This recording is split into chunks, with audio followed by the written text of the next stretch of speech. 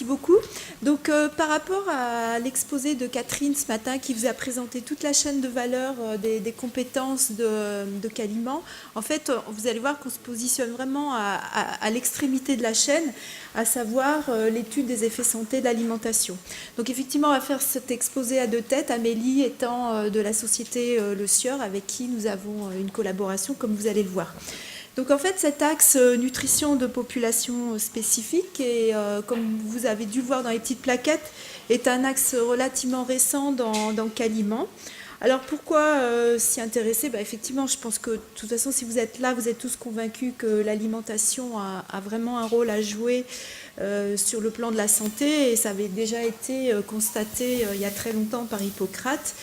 Et cet aspect relation entre alimentation et santé est inscrit dans de nombreuses stratégies, donc que ce soit au niveau national ou international. Donc par exemple, c'est mentionné à l'international par l'OMS. C'est inscrit également dans la SRNI, dans la stratégie nationale de santé, etc., dans le plan industriel. Et alors, en fait, si jusqu'à présent, les chercheurs s'attachaient à établir des recommandations nutritionnelles pour la population générale, l'avancée des connaissances dans ce domaine tend à montrer qu'il y a vraiment une sensibilité, une réactivité individuelle qui place chaque individu, qui positionne chaque individu de façon très particulière. Et donc l'idée, de plus en plus, c'est d'aller vers une personnalisation de l'acte nutritionnel. Donc la tendance générale, alors je ne sais pas si ça marche, c'est, bon, ça n'a pas l'air de marcher, si. Ah d'accord, merci. Voilà, alors, voilà, ouais, mais pourtant. Ah si, ça y est. Excusez-moi. Donc l'idée, c'est vraiment d'aller depuis des recommandations très générales à des stratégies beaucoup plus ciblées par rapport enfin, avant d'aller vraiment à la nutrition personnalisée, c'est aller vers des populations plus ciblées, des populations spécifiques. Parce qu'effectivement, et donc ça c'est la théorie de Wild, chaque individu va répondre différemment à un régime alimentaire donné en fonction de son exposome. Et de façon générale, il y a trois grands domaines d'influence qui vont impacter sa réponse. Alors c'est ce que l'on va appeler les conditions générales externes, à savoir le statut social, l'éducation, etc. La situation externe, mais spécifique à la personne, donc éventuellement l'exposition à des radiations, à des infections, son environnement proche. Et puis tout ce qui va être sa physiologie interne, son métabolisme, son âge, le fait qu'il ait ou pas été exposé à certaines maladies, tout ça va impacter sur sa santé et sur sa réponse évidemment à l'alimentation. Et donc, c'est ce que je disais avant d'aller vraiment sur de la nutrition très personnalisée. Un premier progrès, c'est d'aborder des grands groupes de population. Et donc, ce qui est décliné dans le cadre de Caliment, c'est en particulier le plus jeune âge, les enfants, enfin nourrissons-enfants, et à l'autre extrême, les personnes âgées, mais également des groupes particuliers, tels que par exemple les sportifs, ou certains contextes pathologiques. Et Catherine l'a évoqué ce matin, on va donc depuis l'optimisation de la nutrition périnatale, parce qu'on sait que ça influe non seulement le risque de pathologie immédiat, mais également à l'autre extrémité de la vie, et jusqu'à la nutrition des seniors, toujours dans cette optique de développer des contextes innovants de prise en charge des pathologies. Et donc, on va vous illustrer dans le cadre de ce présent exposé un exemple de prise en charge des pathologies osteoarticulaires chez les seniors. Alors, en fait, avant d'arriver à cet exposé, pour résumer les grands objectifs de l'AXE, en fait, il s'appuie à la fois sur des recherches fondamentales, mais également sur des démarches de recherche beaucoup plus finalisées. L'idée étant d'explorer les besoins et les modalités de consommation de ces populations cibles, d'appréhender l'impact des stratégies nutritionnelles, qu'elle soit très ciblée sur un aliment donné ou plus intégrée sur des régimes alimentaires. Bien comprendre les mécanismes cellulaires et moléculaires qui sont impliqués dans cet effet santé. Et puis, toujours cette partie technologique, c'est en accompagnement à ces études physiologiques, améliorer les parcours technologiques. Et donc, d'un point de vue plus finalisé, c'est effectivement de répondre à des enjeux majeurs de santé publique, de pouvoir permettre de développer, de mettre à disposition du consommateur des nouvelles stratégies pour s'alimenter, enfin lui proposer des aliments à valeur santé optimisée, et également permettre à l'industrie d'augmenter sa compétitivité et d'appeler, enfin de les aider à intégrer des marchés, notamment celui des seniors, qui sont destinés à un essor certain.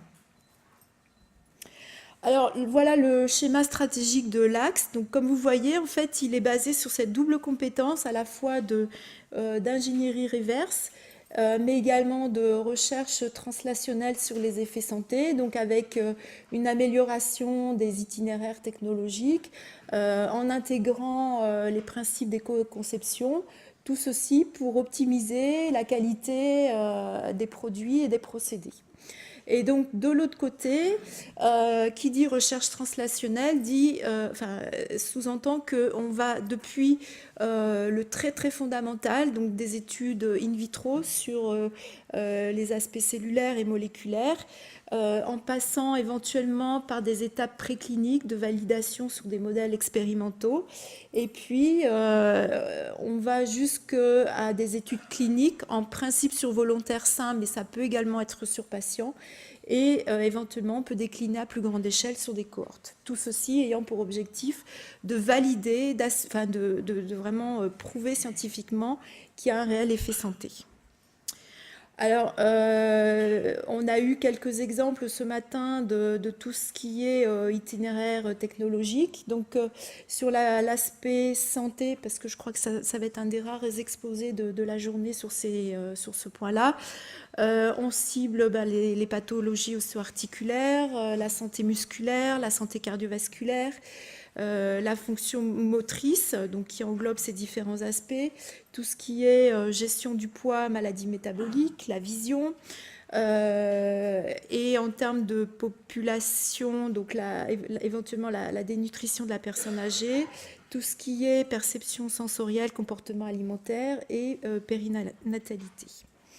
Alors, juste pour vous illustrer un peu plus concrètement l'offre Qualiment, donc sur ces deux composantes, donc la composante technologique, donc il y a des démarches d'ingénierie de produits, de conduite maîtrisée de bioprocédés, d'itinéraires technologiques, d'éco-conception et il y a tout un travail qui est fait également sur les emballages.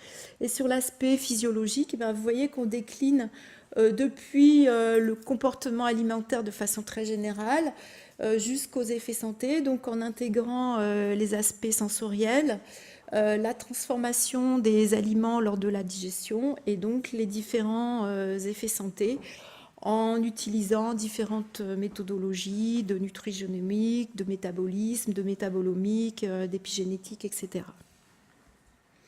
Et donc,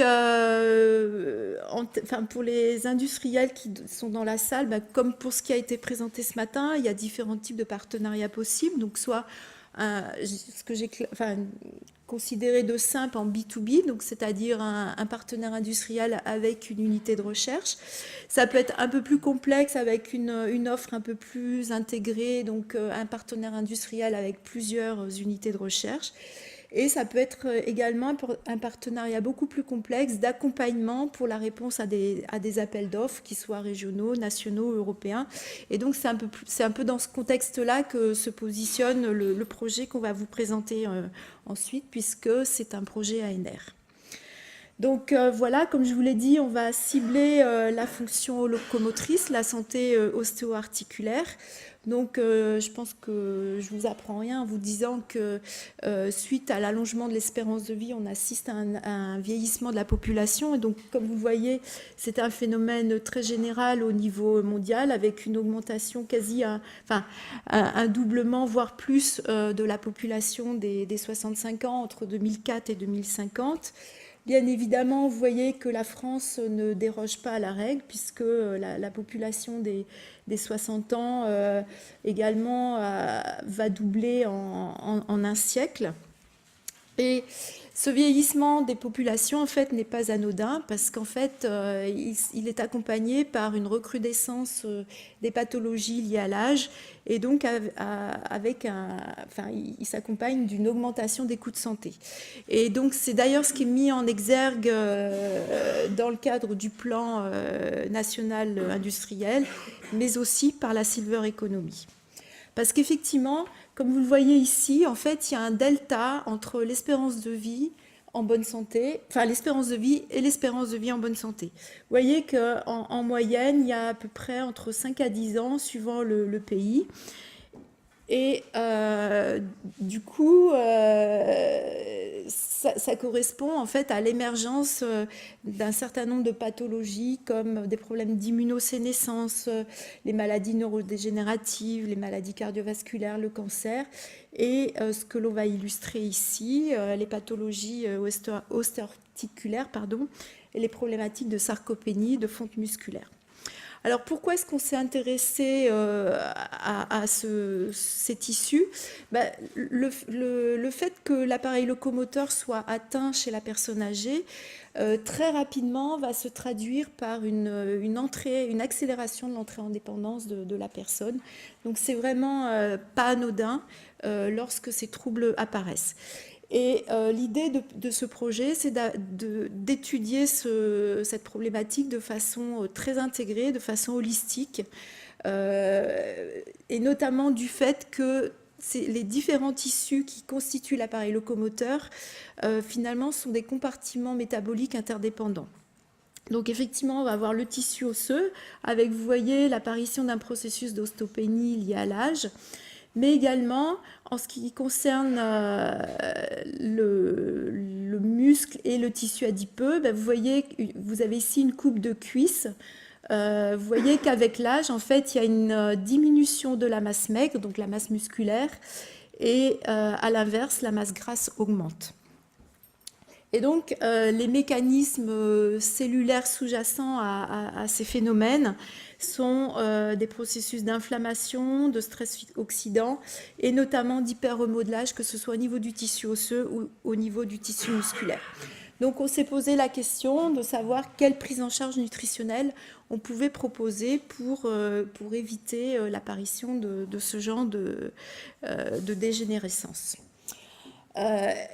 Et donc, pourquoi on s'est posé cette question? C'est qu'en fait, les stratégies de prévention disponibles à l'heure actuelle sont très limitées, voire inexistantes.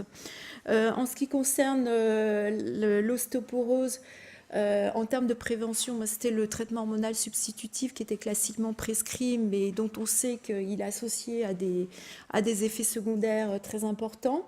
Donc il ne reste à présent que la simple supplémentation calcium-vitamine D, mais qui reste limitée parce qu'effectivement l'ostéoporose est une pathologie multifactorielle. En ce qui concerne la sarcopénie, donc c'est une prise de conscience beaucoup plus récente de la problématique et les stratégies de prise en charge actuelles sont quasi inexistantes. Sur le plan nutritionnel, pour l'instant, on s'est quasi simplement intéressé à la qualité des protéines et aux aspects de chrononutrition protéique. Et donc, en fait, sur le principe que c'est un stress oxydant, une inflammation, etc., qui était à l'origine de ces dysfonctionnements, on s'est intéressé à la nutrition lipidique, soit vecteur d'acides gras particuliers, soit en tant également que matrice potentiellement vectrice d'aliments lipophiles d'intérêt. Et donc, en fait, l'idée, c'était d'avoir une approche très intégrée, aussi bien sur le plan nutritionnel, puisqu'en fait, on a étudié conjointement la partie lipidique et l'effet de la vitamine D et des micronutriments sur la totalité de l'appareil locomoteur, donc le tissu osseux, le tissu musculaire et le tissu adipeux, et les syndromes qui apparaissent lorsque des dysfonctionnements métaboliques sont observés.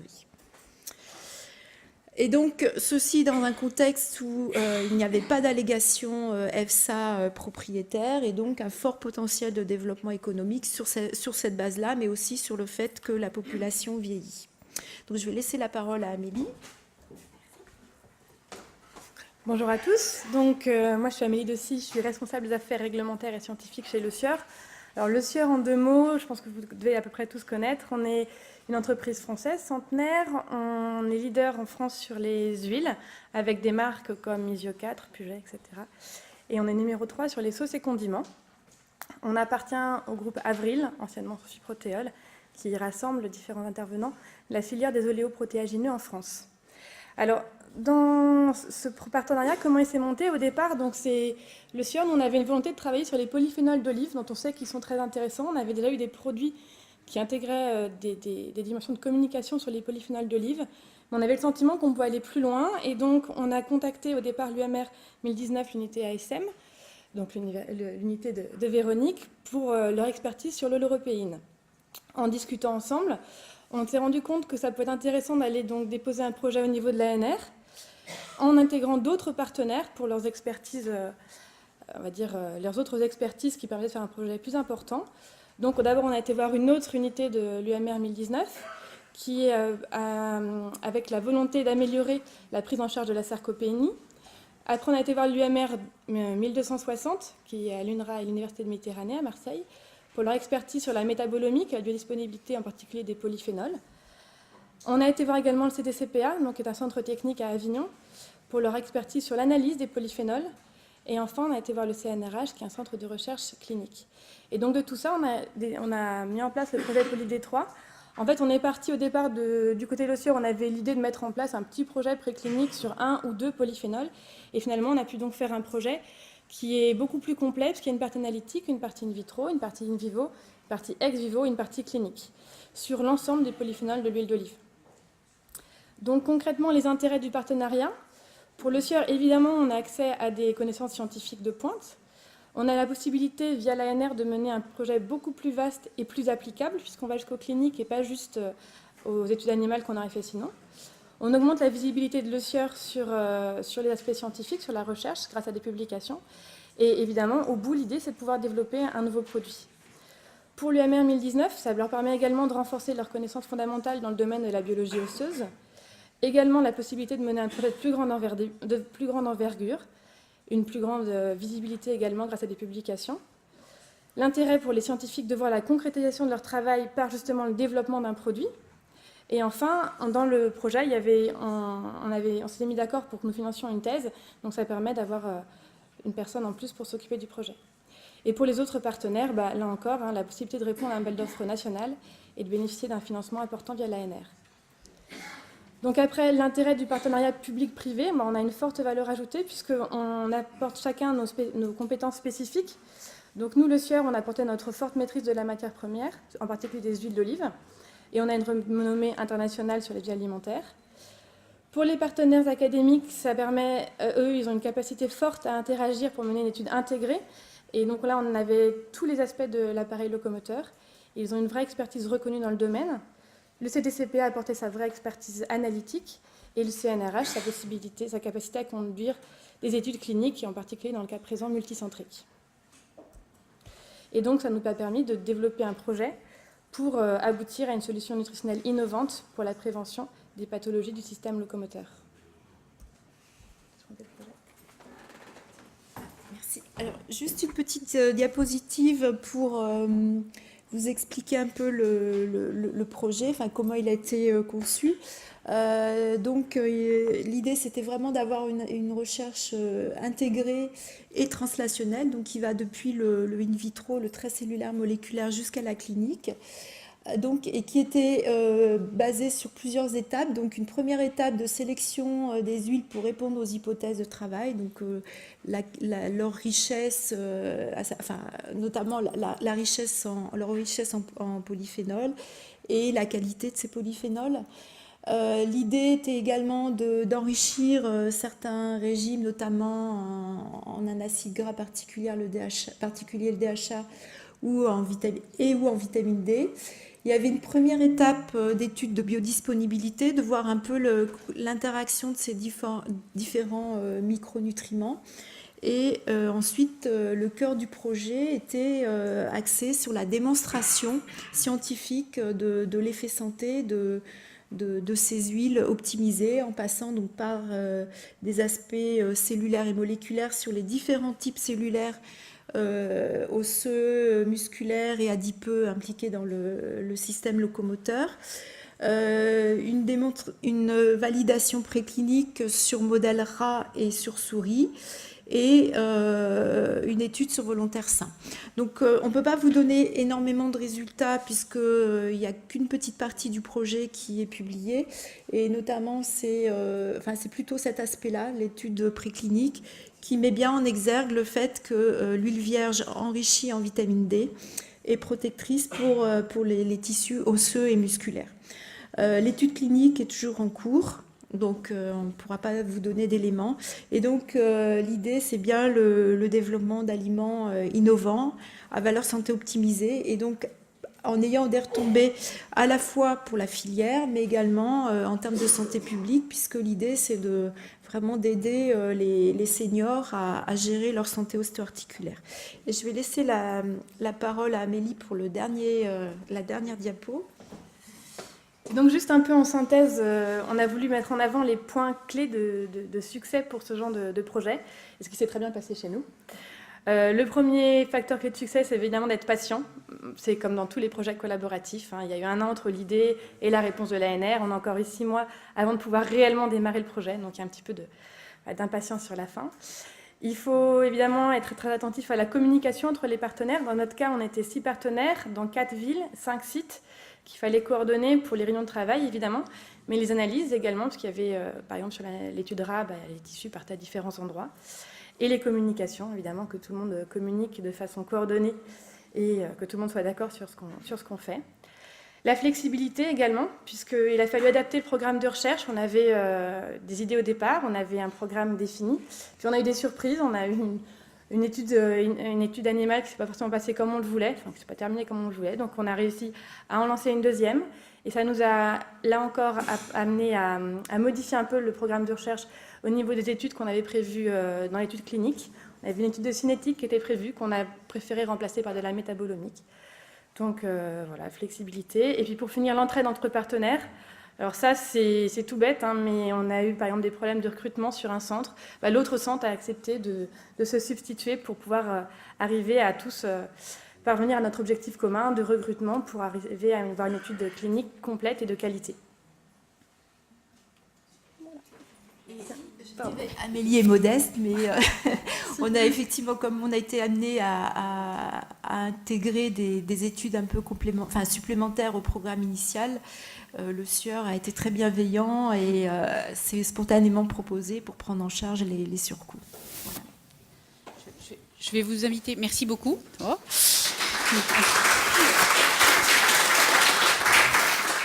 Et je vais vous inviter à vous décaler en restant près du micro, voilà, pour les questions. Et pendant que nos 2 prochains orateurs viennent s'installer, donc c'est pour ça que vous vous décalez un tout petit peu, comme ça, voilà. Non, je crois que vous m'entendez pas beaucoup, donc pour l'autre salle, hein, on en a 5 minutes pour les questions.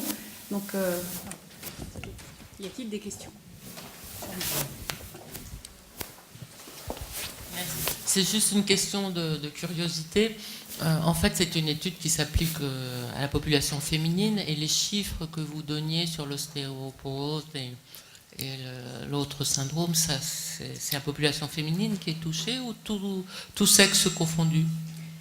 Alors, en fait, c'est tout sexe confondu. Alors, c'est effectivement, en ce qui concerne l'ostéoporose, c'est plus particulièrement ciblé sur la population féminine parce qu'en fait, il y a ce problème de ménopause qui a un phénomène physiologique très ponctuel avec un arrêt brutal de l'exposition aux hormones sexuelles qui sont protectrices, alors que chez l'homme, l'andropause est un phénomène qui s'installe plus lentement. Donc il y a cette phase de perte osseuse accélérée liée à la ménopause qu'on ne retrouve pas chez l'homme. Mais par exemple, chez la femme, au moment de la ménopause, donc c'est de l'ostéoporose qualifiée de type 1, c'est 6 femmes pour un homme. Et quand on avance en âge, on passe à l'ostéoporose sénile, donc c'est la fracture du col du fémur à ce moment-là. Et c'est 2 femmes pour un homme, donc c'est beaucoup plus équilibré. Et en ce qui concerne la sarcopénie, Stéphane, tu me corrigeras si je dis des bêtises, mais elle est un peu plus exprimée, je pense, chez l'homme que chez la femme. Voilà. Et donc vous travaillez sur les grades des deux sexes Non, là, disons que le problème, c'est pour gagner en puissance statistique, on ne pouvait pas se permettre d'étudier les deux sexes. Donc on a choisi de faire toute l'étude aussi bien préclinique que clinique sur le sexe femelle et féminin, quoi.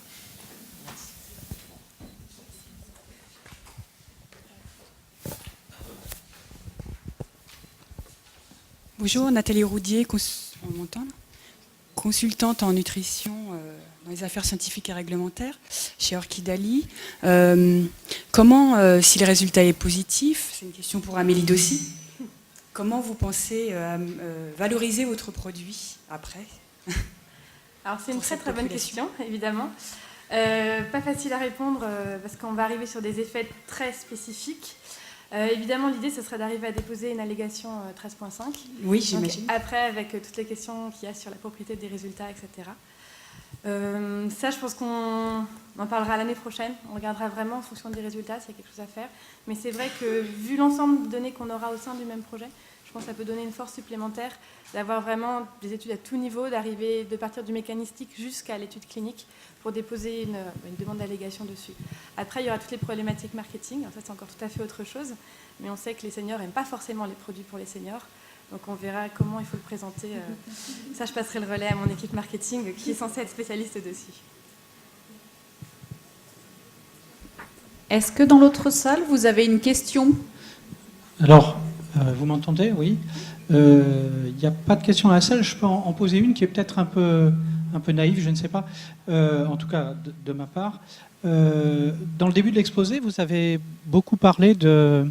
Je ne sais pas si on entend. Vous avez beaucoup parlé de la place des polyphénols. Et en sortie, on voit beaucoup sortir la vitamine D.